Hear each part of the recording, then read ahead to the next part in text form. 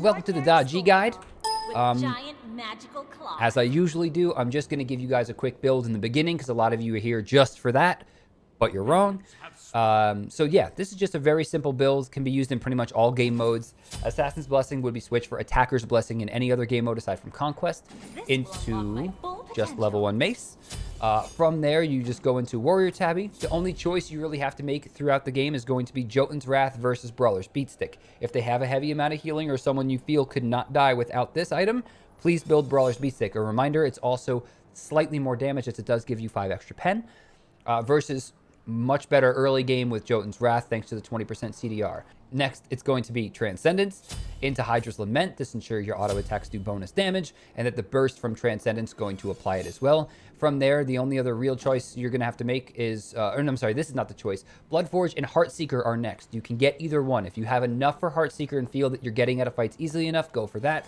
Otherwise, you'll generally see me go Bloodforge, sell the Assassin's Blessing, and go back into Heartseeker. This is going to give you a pretty significant amount of damage. Enough to where once you sell your boots and get a potion, you're going to be able to break that 400 mark to ensure that your Heartseeker is finished. When you do sell Warrior Tabby, your final choice is specific to what mace you bought. If you have Jotun's Wrath, you'll be going Shifter Shield. If you have Brawler's Beatstick, you could be going Erendite. Either one are acceptable. Personally, I generally lean towards Shifter Shield because the extra defense plus the Bloodforge is a little bit more powerful, but this is what the build should look like. Pretty strong. And remember, once your item is stacked, you're at 385 with a potion bringing you over that 400 mark. This is going to be the build 99% of the time. There is no reasons ever to build Magi's Blessing, Mantle of Discord. You do not need those things.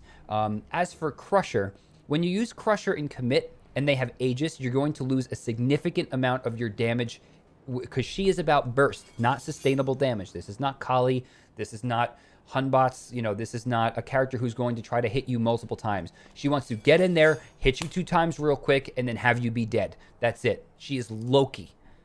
Loki. Very important. She has a crazy amount of bleed damage built in. So Crusher's really not adding anything because if they hit Aegis, you're losing all of those dots on top. Not to mention things like, you know, Warrior's Blessing, for instance, will eat up even more of your damage, making it harder to kill tanks. So as for this build, why is this build important? It has to do with her scaling. Having as much burst as physically possible, high numbers, is going to matter because this 14% scaling every time you apply this. 7 per tick, ticks twice. This 70% scaling overall, extremely powerful. 1,000 cuts, 120% scaling. Trickster's Spirit scales 85%. And then finally, Powwow, 60% per shot, which is pretty crazy. And that's like without the pull damage as well. 60% just for the actual hit. You don't want to really factor in the pull damage because if they get pulled, they're probably going to die either way. So you don't really need to worry about that. Next up, leveling order, which I think is pretty important. I'll just set level 20.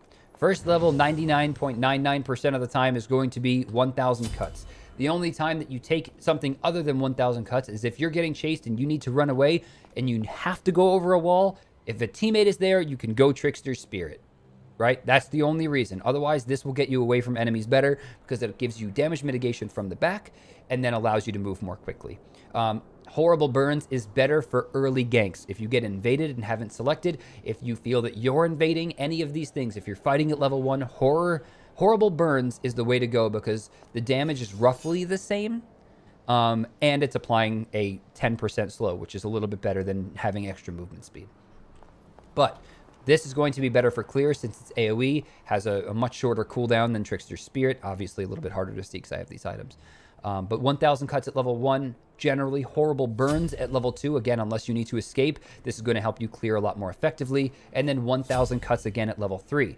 Again, unless you need to escape, or this will guarantee a kill. Otherwise, 1,000 cuts jump is a 25 damage increase. It actually increases more damage than it gives you at level 1. Sometimes things double. They usually would maybe start at 60 and increase by 20, start at 80, increase by 20 or 25. This over doubles in its damage, going from 60 to 160 plus the passive. You have to get 1,000 cuts at level 3 again, unless you absolutely direly need Trickster Spirit, which you will get at level 4 and then Paolo at level 5. From there, you'll be maxing like this. This is your level 9. You do not need to get the extra damage. Remember, this is only 10 damage per shot, and if you pull them, they're going to die anyway. Don't worry about that. You're going to just go into horrible burns every time because it's 30 plus the tick damage every time, and then into Trickster Spirit. And again, reason, this is just basically shot damage. This applies every single time that you use it as long as you're jumping on somebody, and is generally seen as more valuable. Not to mention, you can't miss this ability. Let's talk a little bit about tips.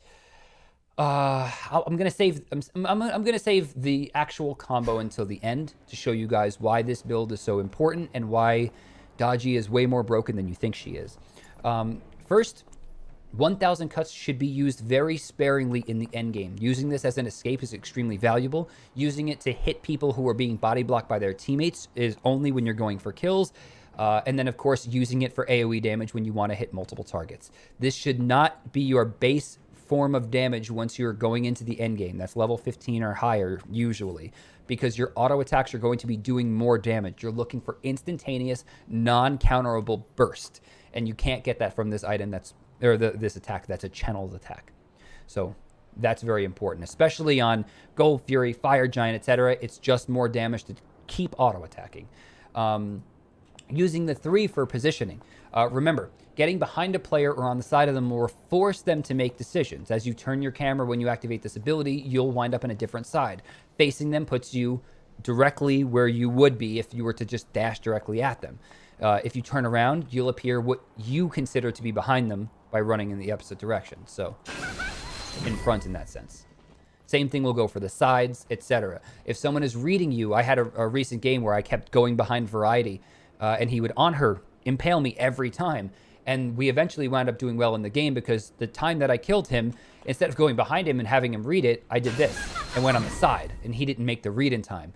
If you go to a side and he doesn't know which one, he has to guess left or right after seeing the back, or he has to try to react by turning the camera, reacting to the thing itself, and then applying it. You're talking, 0.35 to 0.4 second reaction time most of the time for even professional players with that amount of movement. So it's hard to react to.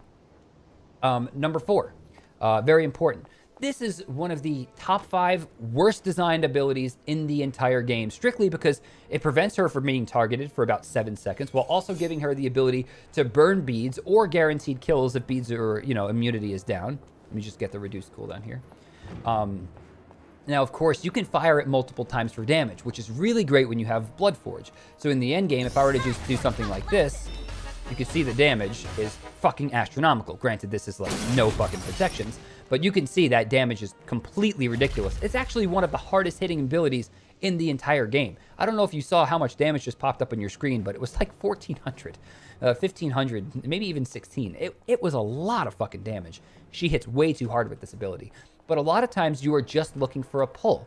When you want to do so, instantaneous pulls are very important. You're going to be doing that by clicking fire, cancel, cancel.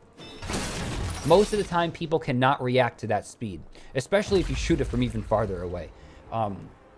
No, that's not the super crazy trick I'm going to teach you guys. That'll be saved for a little bit. Actually, you know what? We'll do that now. Something that people don't know, and I would say there's probably 5 to 10 people on the entire planet who know this, maybe less. When you activate her ultimate, it resets her auto attack chain and allows you to fire it before the ult goes up. I'm going to say that again because I don't know if everyone understood. When you fire her ability, it resets her auto attack chain so that she can fire another auto attack before she goes into the air after casting. Which means if you do auto attack, cancel into 1, cancel into ultimate, she attacks 3 fucking times. Watch the white numbers. I was even a little bit slow. Now, if I were to use my 3, which would activate Hydra's Lament, I could use this for 230 plus 346 without the potion, red buff, or fire giant. It would activate Heartseeker, prop Hydra's Lament, auto attack canceled into 1, again, proccing Hydra's Lament and the Heartseeker damage and the damage from horrible burns. and then activate my ultimate, which for some reason doesn't proc Hydra's Lament, but I will get an extra auto attack worth of damage off. 3 auto attacks, super fucking fast. Just hold fire the entire time. Make sure Paolo and Horrible Burns are on instant cast, or Horrible Burns could be default, but I digress. And then you're just gonna do it. So her main combos are either blink in, auto 1 ult, or 3 in, auto 1 ult, holding your fire the entire time. So I'll show you blink. The ultimate auto attack actually happens faster than the 1 auto attack in terms of canceling speed. Could I do it on the raw bot? Sure. Or I'll just like go spawn a Neath bot. It's a little bit easier for people to see. I'm gonna proc my 2 so it gives me Hydras, because I would use the 3, and I want you to see the damage just like this.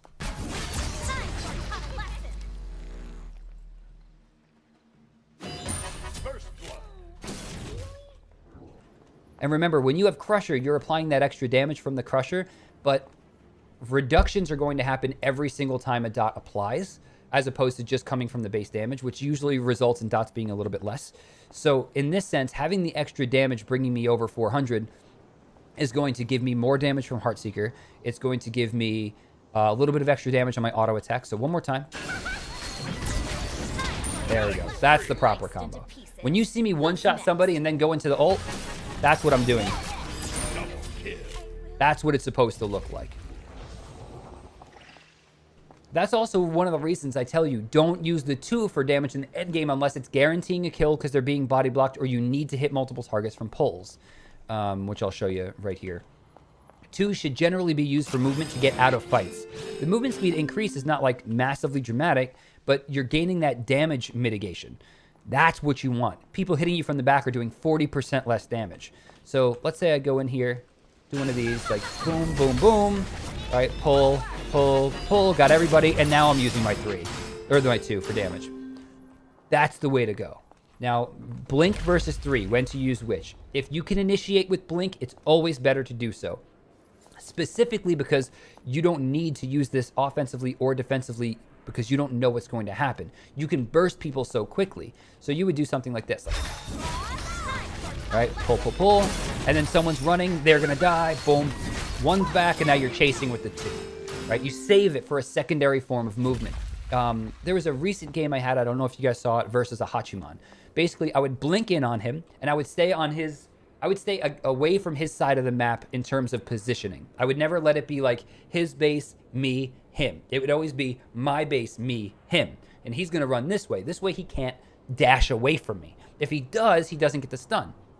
So I blink in, I slow him, and then I just start attacking him. Just basic attacks. If he dashes, I'm going to use my 2 to catch up to him. Right? That's going to let me get close, and since it has a long range, think about how long a Hachiman dashes, probably gets to here. I increased my movement speed, he was slowed, I'm caught back up doing damage. Hachiman now has one more option. Everybody knows it. It's ult. If you just keep running in a straight line and wait a few seconds, so let's say, you know, he's coming over, or I'm chasing him, he starts, you know, horsing and he's far. As the horse is ending, hop right on, boom, boom, one's back, he's dead guaranteed. Characters like Hachiman, characters like Thoth, any character that's relying on long pieces of movement are still going to die to Dodgy's 3 because it is an auto-target ability. You cannot avoid it. As long as they're in this circle, doesn't matter how far away they are. If they're in that circle, they're dead. I want you to keep a look here. I'm at what? Almost 70? I'd say that edge is about 70, maybe 68. That's how far you can jump. I jumped from there. For instance, an auto attack is 55, so that auto attack stops here. Like a basic attack from a ranged character stops here, and I'm getting to here. At max. That's crazy long. So you want to save this for chasing or escaping most of the time. Don't just use it for damage. It's not, even the Hydra's proc, it's not going to be worth it. If you're close, just auto attack. Use this to chase, use this to escape, or possibly hit someone if they're being body blocked by their teammates or creeps. Otherwise, it's just, that's it. Let's talk a little bit about jungle clear. Jungle clear, because this is really important too. Level 1 and level 2, obviously you're going to be using 1,000 cuts every time. If you're level 2, you can use horrible burns on the same camp as well.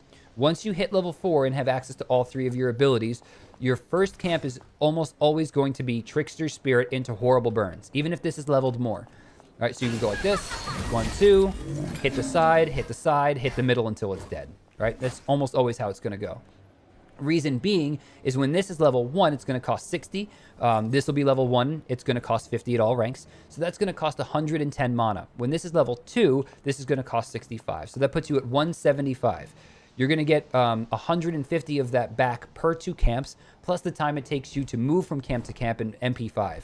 By using it in that way, you're using these cooldowns as soon as possible, and then putting this on cooldown, which means the next camp you go to, you can use your 3 and your 1 again. Then the next camp you go to, your 2's back up. Or if you need to go for a gank, just wait for the cooldowns. But by using this and this together, it prevents you from slowing down. And with how much mana you get back from Assassin's Blessing plus your MP5, you're basically not using any mana to farm, making her early game even more powerful because she doesn't have to back. But yeah, this is a really basic build. It's really easy to get into these items. There's 3 luxury items here. Transcendence arguably being luxury at 2,600, but then you have 2,800 and you have 3,100, which is very expensive. One thing to note, if you do go Jotuns instead of Brawler's Beatstick, it's usually better to go to Shifter Shield first before your potion. Just because when you buy a potion, you're getting damage, but you're not getting that dot anymore that it used to give you. You're getting CDR, so you're paying for something you can't use. This build will overcap you, which is why it's okay to go into Brawler's Beatstick. With Brawler's Beatstick and a potion, you'll notice without Fire Giant, without Gold Fury, I'm sitting at 443 power base at level 20. And because you don't need CC immunity, you have beads, right? So if you want it to be really aggressive, let's say you see a target, you know their Aegis is down, you can kill them. This is what it looks like. I think I missed the auto again. But again, you see, if their Aegis is down, there's nothing, literally nothing they can do. Because you get to sit up there for 7 full seconds. If you don't intend to pull someone, you are out of targetable position. You're actually up for 8, but you're targetable for 1 of those 8. So it's 7 seconds that you're completely out of the fight. If you're up there for 7 seconds, your teammate gets to reinitiate now on a probable dead target and a team that's just burned a few things of beads. Question from the chat, do any junglers counter her? No. There is not a single character in this game who has a probable positive matchup versus Daji. Well, at least in Conquest. The only characters that do well against her are characters that can stop her from killing her teammates. Characters like Geb can be frustrating. Characters like Hell, even characters like Chiron can be fairly frustrating. But for what you can do to save your teammates, I can do this.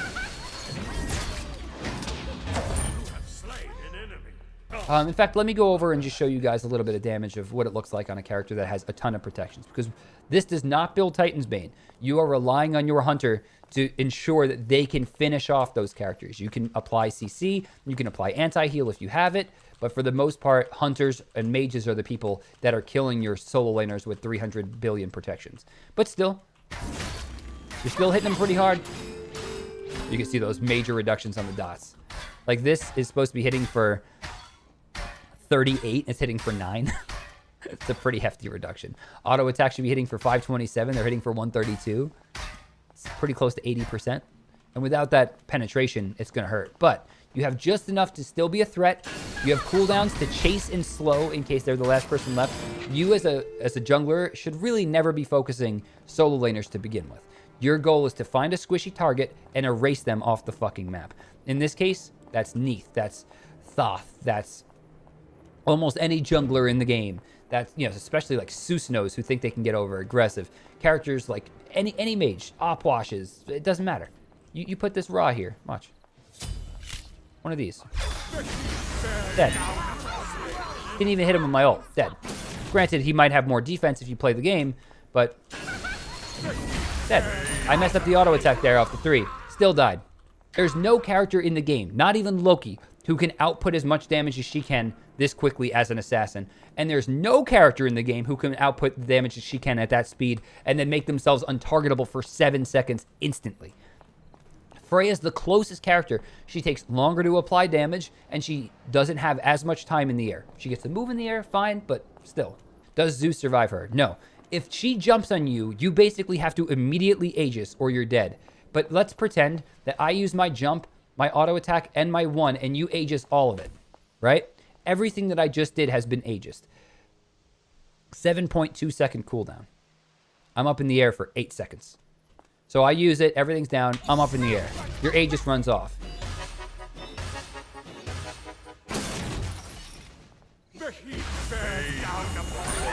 Even if they don't get pulled, that's 1,000 damage. If they do get pulled, you're getting to 1,1600. And then you still have your auto cancel to 1. When they hit the ground, after taking all that powwow damage, they still get hit by this. There is no way to survive this character without massive amounts of defense. I currently believe that she is an S+ tier character, and the next time I do a tier list, I'll be moving her up.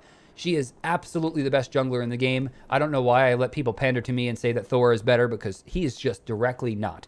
After those nerfs, he cannot output in the end game the amount of damage necessary to end games. She can. The only characters in the game to me that have an equal amount of threat in the end game are Hunbots and Kali.